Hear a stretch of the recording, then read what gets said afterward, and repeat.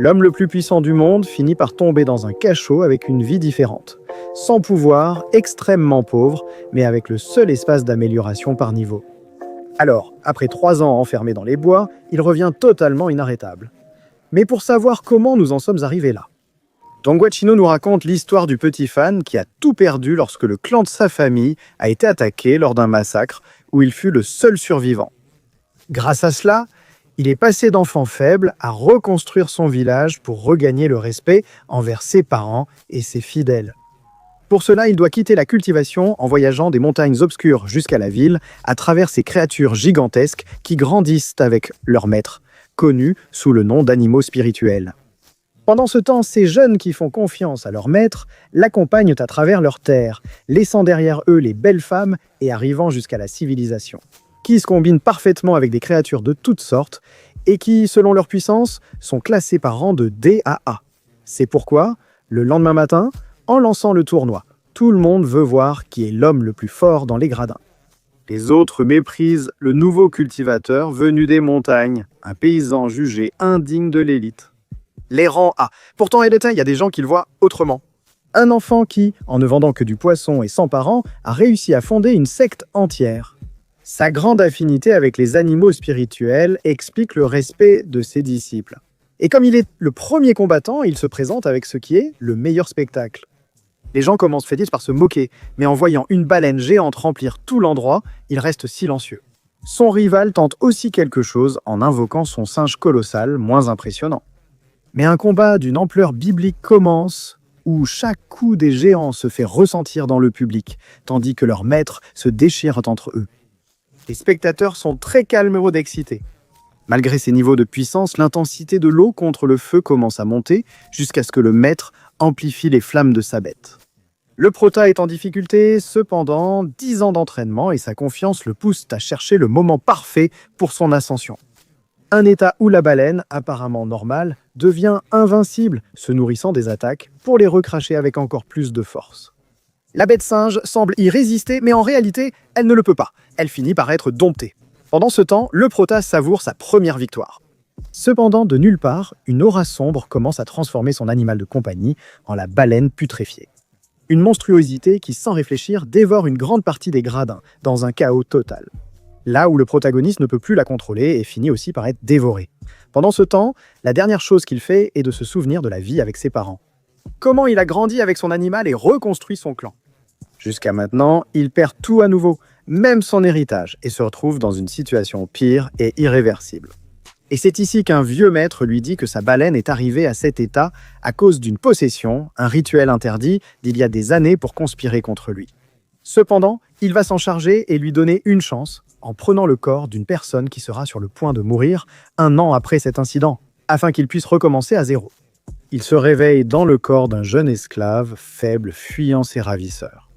Ce n'est que maintenant qu'il commence à comprendre ce qui se passe, alors qu'il est capturé et ramené à son cachot. Devenir une secte de rang A n'a servi à rien. Mais il ne peut pas abandonner, alors il veut voir ce qu'il peut invoquer en recevant une leçon d'humilité. Il se retrouve avec un chien en peluche et un démon, un cactus faible dont le chiot ne sait qu'uriner là où personne ne l'a fait. Sa situation est triste lorsqu'un garde vient l'emmener vers la femme qui l'a enfermée. La respectée demoiselle Bai qui l'attend dans une pièce assez luxueuse tout en l'appelant Liu. En effet, il semble que l'ancien propriétaire de ce corps ait essayé de peloter cette femme en mettant quelque chose dans sa boisson. C'est étrange qu'elle le laisse en vie. Elle était si humiliée qu'elle ne pouvait pas juste le tuer. Pour être satisfaite, elle le gardera enfermé à vie dans un état exagéré de sa mission, où elle pourra l'abuser quand elle le voudra. Évidemment, question suivante, dit le protagoniste. Évidemment, le protagoniste accepte une telle bénédiction, mais pas pour l'instant, donc pendant que la fille continue la conversation, il commence à se libérer. Mais à aucun moment elle ne lui a donné la permission de partir. C'est là qu'elle dévoile l'animal de compagnie épique, un serpent enflammé comme maîtresse, qui attaque puissamment. Est-ce que cela suffisait pour punir son esclave? Son aura a changé et même si ses animaux de compagnie amusent, elle attaque encore. Ici, Liu Harun se concentre et ordonne au chien de suivre son plan, car cette peluche avance là où elle risque d'être dévorée. L'affinité du protagoniste avec ces créatures est incroyable. Il amène l'animal à éviter le serpent qui échoue sans cesse. Un animal de compagnie à peine plus grand qu'un chien. Pendant ce temps, Liu fait en sorte que le cactus commence à prendre de l'élan, accumulant assez de force pour donner un grand coup à la vipère, tandis qu'avec ses lianes, il l'enroule. Va et surprise qu'il contrôle 2 animaux de compagnie en même temps. Et même si le serpent est fort, il finit par être soumis pour l'attaque finale. Classe A du chien, uriner là où ce n'est pas encore uriné. La fille est en colère et dégoûtée, donc, sans se retenir, elle élève son animal de compagnie à l'échelle de feu, où les petits ne sont plus des adversaires. Ils finissent gravement blessés et le protagoniste, inquiet, se retrouve sans force au bord du lac, se demandant s'il va mourir à nouveau. Jusqu'à l'apparition d'un petit poisson-chat. Pendant que la fille nettoie après la bataille, le protagoniste revient en se moquant d'elle, car elle a pris le seul poisson-chat de l'étang, sans doute aussi du continent. La fille lui dit qu'ils peuvent devenir des baleines invincibles. Après l'incident où un professeur a été dévoré par un animal de compagnie, ils ont exterminé l'espèce. Le protagoniste se met en colère, sachant que les créatures n'étaient pas responsables.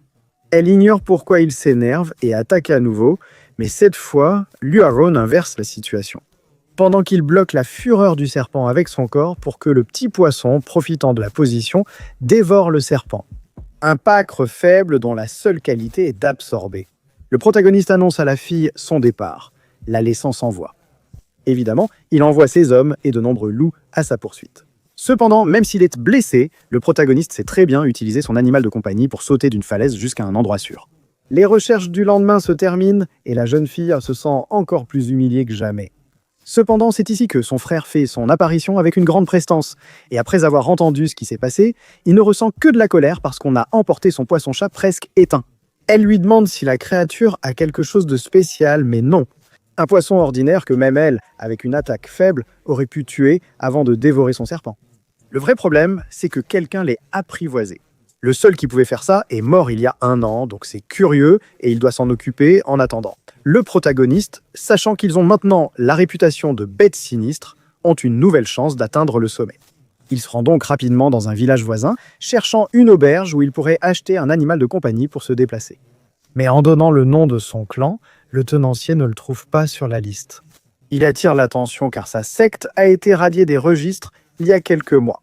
Et il ne peut pas acquérir de familier de bonne qualité, il est donc obligé de dompter une bête sauvage, dans ce cas, un cochon, ce qui est assez compliqué. Pendant qu'il réfléchit, il se souvient que le tenancier lui avait dit que sa secte, après l'incident, avait perdu en prestige et était passé du grade B, qu'il avait construit à un rang de plus en plus bas au fil des mois, au point qu'on ne pouvait même plus la considérer comme une secte. Malgré tout, le protagoniste avance tandis que cette femme prépare à manger pour certains subordonnés restant au pavillon. Ling Shou, cependant, il prépare de très bons plats alors que la situation économique n'est pas au mieux. Liu Harun s'arrête dans un service animalier pour soigner le cactus et le chien, prenant aussi le dernier médicament disponible. Cependant, un bandit apparaît ici en réclamant qu'il paiera 3 fois plus cher si on lui donne l'objet, mais le commerçant refuse. Et on a failli en venir aux mains. Si ce n'était pas parce que le type reconnaît Liu comme un ancien compagnon, cela lui permet de calmer les choses tout en découvrant que l'ancien propriétaire du corps était un bandit assez alcoolique, acquérant ainsi cette résistance à l'alcool qu'il n'a jamais eue. Donc le type s'endort profondément, et Liu en profite pour libérer une esclave qu'il avait avec lui. Cependant, alors qu'il poursuit son voyage à la recherche de ce qu'il reste de ses amis, la petite semble le suivre. Pendant ce temps, nous allons à la Septa, où nous voyons que les gens profitent déjà de la situation et qu'un gang apparaît pour tout s'approprier. Selon eux, des inutiles comme eux ne méritant pas un si bel endroit. Mais Duan, désormais responsable, leur résiste. Ce chat ombre, malgré sa petite taille, a neutralisé 3 animaux de compagnie grâce à sa vitesse, ce qui a surpris tout le monde. Mais quand le type devient arrogant, il se déconcentre, et sans l'habileté du chat, la fillette aurait été blessée. Le problème, c'est ce que c'est le félin qui finit par recevoir la morsure, et c'est assez grave. Le protagoniste arrive dans son ancien foyer et constate à quel point il est négligé tout cela en seulement 1 an. Quand il réalise l'absence de gardien, il s'agite et avance. Il découvre l'animal de Duan en train de se faire écraser et son maître, bouleversé, la voit agoniser. Alors qu'il la supplie de rester, la bande, après avoir éliminé tous les animaux, reçoit sa récompense. Cependant, soudainement, un étrange liquide jaunâtre frappe leur créature, tandis qu'un inconnu apparaît pour défier la racaille. Cette présence rappelle-t-elle quelque chose à Goulin ? Cependant, lorsqu'il envoie sa peluche attaquer le chauve, celui-ci se moque sans s'attendre à ce qu'il combatte son lézard. Comme s'ils étaient de même taille. Il réussit même à le frapper mortellement. Le manque d'expérience du groupe les empêche de comprendre combien les animaux de compagnie deviennent vulnérables en étant urinés dessus. Malgré cela, ils sont obsédés par l'idée de garder l'endroit et invoquent plus de bêtes, ce qui pousse le protagoniste à décider de les emmener dans un endroit plus ouvert. Les animaux de compagnie passent toujours en premier, avant leur maître. Le poisson-chat a déjà mangé la plupart des animaux de compagnie nécessaires au protagoniste, laissant ses rivaux sans rien pour attaquer ni comprendre comment il a un poisson-chat. S'ils ont été exterminés et que la fuite reste l'unique choix, Gulin remercie son héros, ému en le voyant. Il se fait appeler Liu Harun, souhaitant connaître le traître avant de révéler son identité. Malgré tout, la jeune fille lui fait confiance, mais les autres pas autant. On sent la frustration chez tout le monde, mais surtout la colère chez Duan, le frère de Gulin, à cause de sa perte. Liu Harun sait combien il tenait à l'animal depuis qu'il devait le retrouver. Sa motivation s'effondre complètement. Il annonce à tout le monde qu'il va quitter la secte. Car sans animaux à s'occuper, cela n'en vaut pas la peine. Le protagoniste sait qu'il a été le premier à faire confiance à son pavillon et le plus loyal jusqu'à présent. Il tente donc de l'arrêter, mais même en promettant de tout reconstruire avec lui, il reste un inconnu. Se croyant maître. Ils n'ont pas besoin de sa compassion. Ce type n'a plus la morale pour rester ici, et Liu non plus ne peut pas l'arrêter. Gulin, il essaie de faire en sorte qu'ils continuent à exaucer les souhaits de leur maître. Mais Duan lui répond qu'il est mort. En déclin depuis 1 an, il pense qu'au sait que tout va bien, mais sans lui, ils ne sont rien. Des paroles fortes qui touchent ceux qui, frustrés, décident aussi de quitter la secte. Ils sont fatigués, s'arrêtant une dernière fois devant la porte, pour dire adieu à ce qui fut leur maison. Personne ne remarque la fille, seule à espérer, tandis que le protagoniste a seulement besoin de temps pour tout régler. Il ne peut révéler son identité, mais supplie qu'on ne l'abandonne pas. Tout se termine alors que le pavillon subit un nouveau coup dur. L'endroit, déjà si délabré, se retrouve maintenant sans personne. Pourtant, comme toujours, après la pluie, quelque chose de meilleur s'annonce. Le prota touche le fond et c'est pourquoi il demande à Gulin de reconstruire ensemble, une fois de plus, l'héritage de la secte. Il veillera à ce qu'ils atteignent les sommets ensemble, mais pour devenir les plus forts, il a besoin d'elle à ses côtés. Sa détermination se lit sur son visage. Nous reprenons donc le drame avec seulement les 4 membres restants de la secte, dont la cuisinière. L'idée est de réformer le Poelo à Lingxiao. Le problème, c'est que Duan, le premier cultivateur digne de confiance choisi pour les diriger, est parti. Ils sont donc bloqués, tandis que le prota pense qu'ils le choisiront après ses exploits. Mais la réalité le rattrape. Pour l'instant, Gulin est la favorite. Ainsi, en organisant la hiérarchie de la secte, il reste ce qui est le plus important, puisque la dernière bataille a laissé tout le monde sans animal de compagnie, sauf le prota. La plupart des habitats où l'on peut récolter ces créatures sont infestés de cultivateurs novices. Pourtant, Liu Harun les conduit dans un lieu où tous se battent pour des animaux de compagnie faibles. Mais il a son propre chemin secret, très dangereux, qui mène à une grotte remplie de créatures exotiques. Elles sont classées par rang, les plus faibles sont soldats, les plus fortes et âgées sont seigneurs. Ils sont très rares, car dans cette grotte bien cachée, il n'y en a qu'un seul. Ils entrent et croisent d'abord un renard de bon niveau dont Yue tombe amoureuse. Cependant, le protagoniste se rend compte qu'une créature comme celle-ci ne devrait pas être ici. Donc il sait qu'elle doit avoir un maître à proximité. Et effectivement, un chasseur de primes les attaque sans réfléchir et l'équipe se retrouve clairement en désavantage. Le protagoniste avait anticipé qu'en pareil cas, il ne restait qu'à utiliser ses pouvoirs et forcer une invocation, même si rien ne venait. Heureusement, c'est efficace contre l'adversaire. Cependant ici, tout le monde parvient à ressentir la présence abyssale du renseigneur et court pour voir qui pourra le capturer en premier. Le type a plus d'expérience dans la zone et arrive le premier. Le protagoniste comprend immédiatement qu'il s'agit d'un seigneur adulte doté d'une compétence unique. Ainsi, lorsque le renard l'attaque, aveuglé, il utilise son corps et arrache la couleur de son ennemi, ce qui est assez curieux. Une compétence apparemment peu problématique. Cependant, avec la couleur, il crée des illusions qui surprennent tout le monde, car il échange même les teintes pour les embrouiller. Ils ne peuvent même pas l'approcher. L'albinos propose une trêve temporaire pour le vaincre, puis partager le butin. Avant de le distraire, il se sert de sa corne pour disparaître partiellement, et ainsi surprendre sa cible avec un coup de poing mortel au sol, lancé à grande vitesse. Le panda profite de son avantage et libère une explosion de couleurs, rendant ses ennemis totalement vulnérables à la contamination. Cette mascotte est-elle vraiment puissante ? Cependant, le chien du protagoniste ne comprend pas ce qui se passe, car il ne peut voir que certaines couleurs. Il ne comprend pas pourquoi tout le monde se fait frapper, puis il endort le panda et lui fait pipi dessus pour l'empêcher de se relever. Le problème, c'est que l'albinos les trahit, prend la récompense et s'enfuit, emmenant la puissante créature au château de la célèbre secte de la liberté. L'albinos traverse les gardes et découvre de nombreuses créatures prêtes à être vendues dans des conditions terribles. Il rencontre Yang, le chef avide de la secte, qui avait promis de rendre le compagnon du renard en échange de bonnes créatures. Même en respectant l'accord, il décide de tout garder pour lui. Le jeune homme se défend habilement, aidé par son animal de compagnie qui met certains adversaires à terre. Du moins jusqu'à ce que le démon de Yang apparaisse, une créature qui se déplace dans 3 ombres et qu'il soumet facilement, le laissant sans rien et emportant ses créatures pour les vendre. Le lendemain, notre équipe découvre au marché les affiches recherchées pour Liu, car Bai, la jeune fille, s'est finalement beaucoup fâchée. Malgré tout, il décida de ne rien lui montrer pour le moment. C'est mieux ainsi. Il cherche des animaux de compagnie et pendant ce temps, la cuisinière les aide à faire de bonnes affaires avec ces petites créatures enchaînées qui, bien qu'elles soient faibles, plaisent à leurs propriétaires. La surprise est grande lorsqu'ils tombent justement sur le panda qui leur a été volé la nuit précédente, ce qui provoque un scandale. Mais le membre de la secte de la liberté semble dangereux. Le petit Cheng montre son lien avec les animaux et s'allie au panda pour tromper l'esclavagiste qui finit battu. Assez illégal, mais ça marche finalement. Yu, seul sans animal, crée un lien avec le panda qui la juge digne de confiance. De plus, il découvre le couple de renards attachés qui, une fois libérés, tentent d'expliquer la situation de leur maître et ses souffrances. Cependant, dans le pavillon du lynx, ils n'ont plus la force d'autrefois, et sans leur ancien maître, ils ne peuvent même pas se sauver eux-mêmes. Ici, Liu les motive et leur dit qu'il a quelque chose à montrer, les emmenant jusqu'à l'endroit. Une dernière lettre de leur maître, c'est clairement lui qui l'a écrite. Mais il s'excuse de n'avoir pas assez aidé les novices du clan, qui, comme on le sait, sont restés les seuls loyaux. En guise de testament, il leur donne tous ces bonbons d'amélioration pour qu'ils en fassent bon usage. Peu après, des rumeurs circulent dans le village sur une attaque contre la secte de la liberté, sans que son chef soit au courant. Il torture l'albinos, pensant qu'il doit rompre le lien avec les renards, ignorant qu'on l'a déjà volé. Mais l'homme tient bon, et en se réveillant après le passage à tabac, il voit ses sauveurs.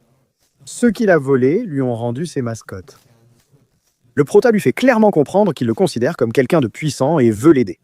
Le prota gagne son respect et prend la tête du combat, puisque pendant qu'ils devront libérer les mascottes prisonnières, lui s'occupera de Yang. Cependant, en avançant, il tombe sur une salle remplie de trésors, de reliques et surtout de matériaux d'évolution. Parfait pour améliorer ses créatures faibles. Cependant, il se laisse distraire et ne prête pas attention au fait que l'endroit est complètement sombre. Les ombres sont l'abri idéal du démon de Yang Liuarun. Attaqué, il ne peut qu'enfuir. Cependant, il gagne un peu de temps en constatant que les objets et reliques sont la priorité pour cet avide démon.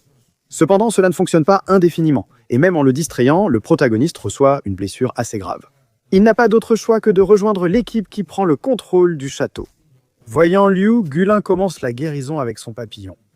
Il manque de temps, le démon des ombres apparaît, et malgré leur supériorité numérique, cette bête disparaît à volonté, se déplace sur scène et frappe fort. En plus, le cactus a décidé de se soigner seul, ce qui nous désavantage encore plus.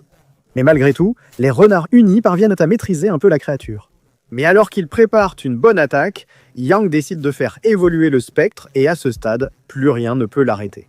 Il devient si puissant que cultivateurs et créatures subissent les mêmes punitions. Le démon prend possession de Gulin pendant que le maître se moque en disant qu'il ne reste plus rien. De l'ancienne secte, la plus prometteuse du continent. Et en voyant que tous ses alliés ont été vaincus ou sont hors de combat, il se prépare au pire. Jusqu'à ce qu'il sente des gouttes d'eau dans la zone. Surprenant Yang en voyant l'un des grands silures apparaître, supposant qu'il devrait être éteint. Le protagoniste est arrivé. La fille est sauvée, le combat s'intensifie, Liu se déchaîne, Yang désespéré attaque à distance et blesse le silure. Cependant, la taille montre que le protagoniste a renforcé son lien avec l'animal. Une créature plus résistante, combinant les compétences de ses autres bêtes, comme le cactus amélioré, typique d'un prodige. Une fois attaché, le poisson est consommé à son tour. Cependant, Yang doit l'arrêter et si l'ombre touche le sol, elle pourra s'échapper comme elle l'a déjà fait. Ainsi, Liu intensifie le combat, épuisant le démon qui finit consumé. Mais son orbe reste suspendu grâce à sa puissance. S'ils ne la détruisent pas, ils échouent. Mais à ce stade, ils sont épuisés. Ils finissent par être contenus et être si près de la victoire ne fait que générer de la frustration. Soudain, l'esclave semi-humaine libérée plus tôt par le protagoniste surgit, écrase l'orbe et détruit la créature. En battant celui qui l'avait emprisonnée pour la vendre, elle devient la plus puissante. Pourtant, elle devient très timide en aidant son sauveur, disparaissant sans répondre aux questions et laissant la situation sous contrôle. En fait, maintenant, l'équipe a un butin complet, que l'albinos pense à nouveau mériter à 70%. Le protagoniste utilise l'attaque secrète pour effacer progressivement sa mémoire, afin qu'elle ignore pourquoi elle est là et ce qui s'est passé. Et il finit par emporter une petite boîte de provisions. Pendant ce temps, l'équipe a maintenant le choix parmi des mascottes de tous les rangs. Pendant ce temps, Liu tente de maîtriser une petite boule de feu, ce qui lui est curieusement difficile. Il y arrive finalement. Il ne s'attendait pas à sentir l'aura puissante de la bête qui le fait s'évanouir sans raison apparente. Le lendemain, soigné par la secte, il va très bien. Il y pense peu, mais ressent tout de même quelque chose d'étrange. Le fait est que maintenant, ils doivent se concentrer sur l'amélioration de leurs animaux de compagnie afin de pouvoir se qualifier pour le tournoi de grade D. Et pour cela, le protagoniste observe la croissance de son poisson-chat, Nian, qui comme secret possède un espace interne auquel Liu peut accéder. Et ce n'est pas tout, le temps y passe tellement lentement et l'endroit peut être amélioré au point de devenir la zone d'entraînement parfaite. C'est un espace vide que lui seul contrôle et où il a le temps de réfléchir au fait que le traître n'est personne de l'équipe. Cela doit-il être l'un de ceux qui ont quitté la secte ou quelqu'un d'extérieur au clan? C'est pourquoi je veux parler à Goulin, la seule à avoir vu le poisson-chat qu'il cachait. Donc, la visite au temple où elle s'inquiète pour lui et le remercie de leur prêter sa force. Honasiliu tente de ne pas attirer l'attention et s'excuse. Son poisson-chat est presque éteint, mais cela lui importe peu. Elle a vu ses affiches en ville, mais elle sait qu'il n'est pas un bandit. Ce qui la trouble, c'est de le voir, de ressentir sa présence, sa façon d'interagir avec les animaux et de contrôler un poisson-chat. Ils lui paraissent si semblables à son grand maître qu'elle lui demande s'il est l'un de ses disciples ou un membre de sa famille. Ou la question qui le rend complètement fou, est-ce qu'il est le maître qu'ils ont perdu? Le protagoniste? Il se retrouve complètement acculé par la jeune fille qui veut savoir ce qui se passe. Cependant, ce sera une question pour un autre épisode, car nous arrivons à la fin du 4e chapitre de ce Donghua, qui est vraiment excellent. L'histoire n'est pas trop compliquée, mais on remarque que la combinaison des systèmes de pouvoir fait évoluer le faible jusqu'à le rendre le plus fort. Avec des créatures lissées à la façon de Pokémon, ça marche. C'est plus adulte, et surtout avec cette animation de folie, on en profite 2 fois plus. Et qui est resté au même niveau au fil des épisodes? Comme l'œuvre est en cours de diffusion, je recommande de la voir sur grand écran et en bonne qualité. Si je reçois du soutien, je continuerai à vous offrir ce bijou. Dès que nous atteindrons 2500 likes, la suite sera instantanément disponible pour ne pas la manquer. Une folie d'animation aussi puissante qu'inconnue. C'est une histoire pas très compliquée sur le parcours du héros méprisé, trop faible pour atteindre le sommet avec les puissants de la classe A. Mais elle devient tellement agréable à regarder que je vous recommande de la voir en entier pour son déploiement visuel et son épicité. C'est une nouvelle série chilienne qui s'ajoute à celle marquant l'animation par leur originalité. Avec des combats aussi violents entre bêtes et maîtres, avec une fluidité que beaucoup de titres populaires du Japon pourraient envier, qui, même dans les moments plus calmes, continuent encore et encore de se démarquer. Comme vous le savez, les Donghua sont les favoris de cette chaîne. Et plus il y a de séries de ce style qui sortent, avec l'épopée de voir un chien nain contre un autre serpent. Je vais les résumer pour vous sur cette chaîne. J'espère que vous avez autant apprécié la série que moi, et pendant que nous attendons plus d'épisodes de ce Donghua. Je vous laisse avec une autre de ces histoires, qui est vraiment très bonne et assez méconnue. Comme le héros le plus puissant, admiré des hommes et irrésistible pour les femmes, s'appelle Nice. Il meurt 10 minutes après le début du premier épisode devant un salarié qui vient de perdre son emploi. Mais cela va changer la vie de ce dernier, car cette histoire et la proposition des désormais populaires studios chinois nous présentent Nice comme la figure du héros parfait dans le monde. Grâce à son immense pouvoir et l'image véhiculée par les entreprises, il est intouchable. Et pour cela, il est soutenu par l'expert en marketing et protagoniste Link, qui écrit et réalise les publicités pour diviniser Nice. Et que tout le monde puisse le voir partout. Cependant, dernièrement, ils essaient de faire en sorte que les gens pensent qu'eux aussi peuvent ainsi se motiver et devenir des héros.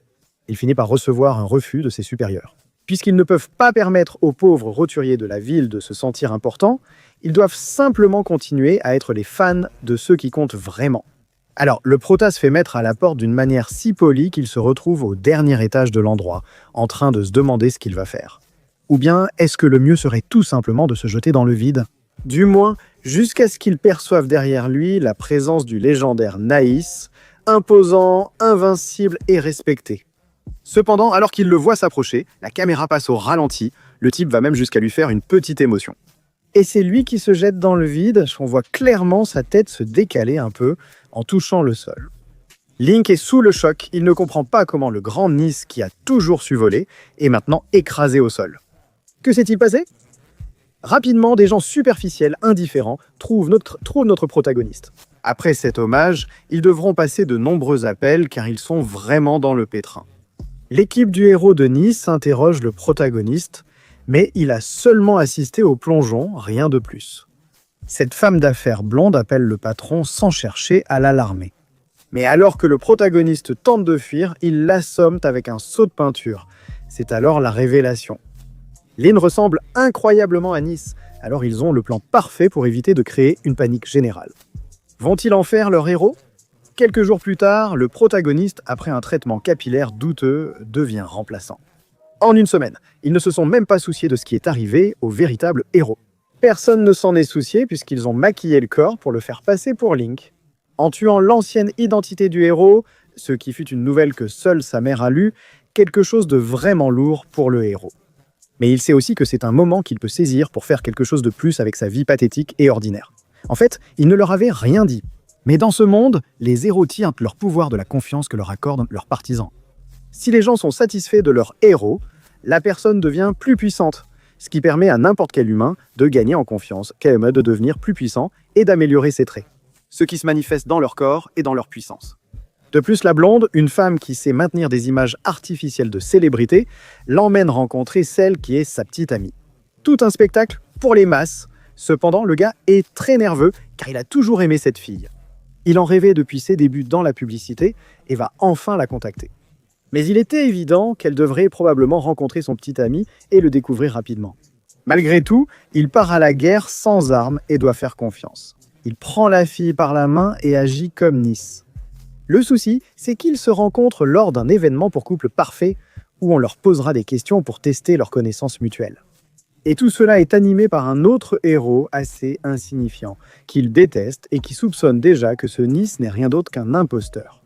Heureusement, le protagoniste Fangir de la fille répond parfaitement à des questions qu'il ne devrait pas connaître, même inconnu de la fille. C'est un vrai rat, non?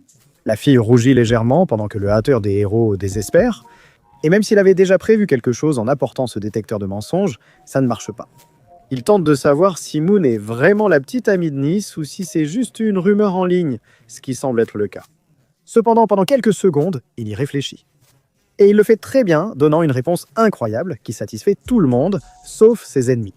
Car il dit qu'elle n'est pas sa petite amie mais sa déesse, en parlant comme Link. Quelque chose de très honnête, prouvant que leur relation est vraiment pleine d'amour. Et les réseaux explosent de fans, soutenant le petit couple et par conséquent améliorant les statistiques du protagoniste. Le héros.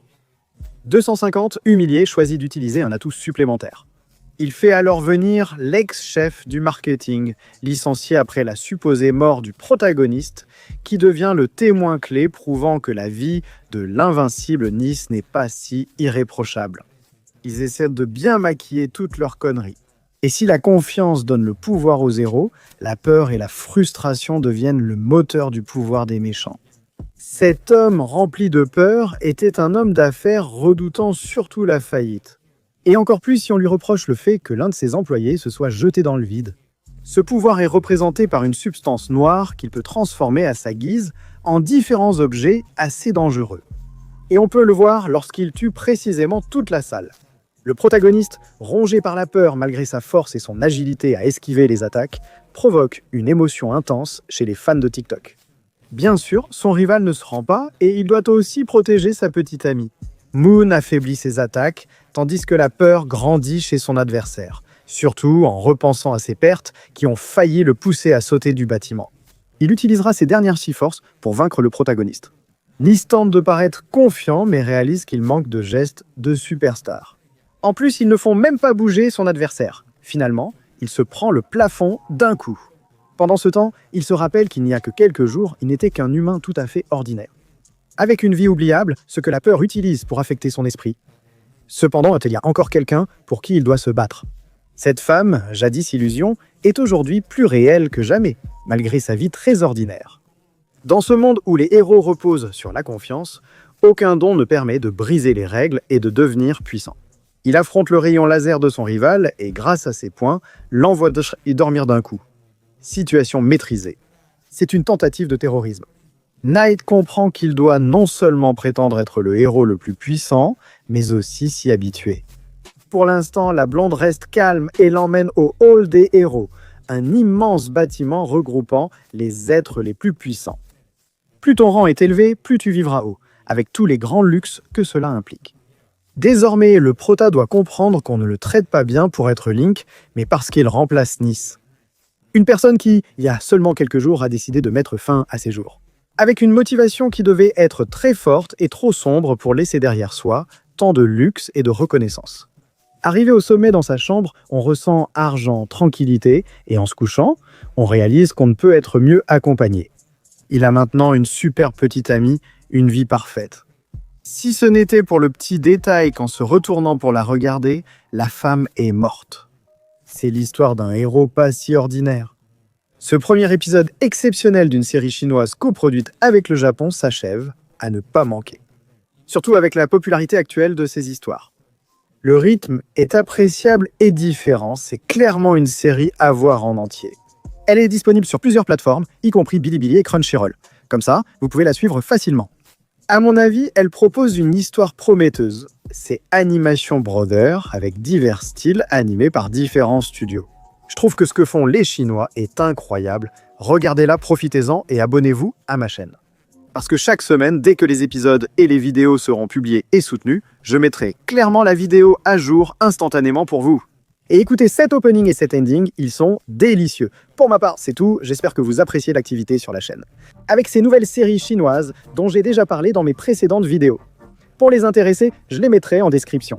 Merci de soutenir et de regarder les résumés. Je lirai tous vos commentaires et comme l'a dit mon père, je vous laisse.